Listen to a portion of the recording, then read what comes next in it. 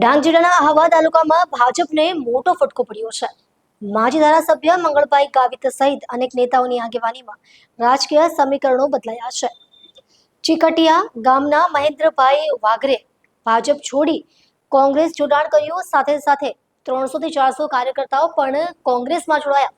આગામી ચૂંટણી પર તેની અસર થઈ શકે છે. ડાંગ જિલ્લાના આહવા તાલુકામાં રાજકીય ગરમાવો વધ્યો છે. સ્થાનિક સ્તરે ભાજપને મોટું નુકસાન થયું હોવાનું સામે આવ્યું છે. માજી ધારાસભ્ય મંગળભાઈ ગાવિત, દીપકભાઈ પીંપળે, નડગ ખાદી, તાલુકા પંચાયતના ઉમેદવાર કમલેશભાઈ ચોરિયા, આહવા તાલુકા પ્રમુખ સુભાષભાઈ વાઘ અને મનીષભાઈ મારકણાની આગેવાનીમાં આ રાજકીય પરિવર્તન નોંધાયું છે. ચીટકિયા ગામના હાલના સભ્ય અને નડગ ખાદી બહાર તાલુકા પંચાયતના માજી સદસ્ય તેમજ આહવા તાલુકા પંચાયતના ન્યાય સમિતિના ચેરમેન મહેન્દ્રભાઈ ધીરુભાઈ વાઘરે ભાજપનો ત્યાગ કરીને કોંગ્રેસમાં જોડાયા છે. તેમના સાથે અંદાજે 300 થી 400 કાર્યકર્તાઓએ પણ ભાજપ છોડીને કોંગ્રેસ પક્ષમાં જોડાણ કર્યું છે.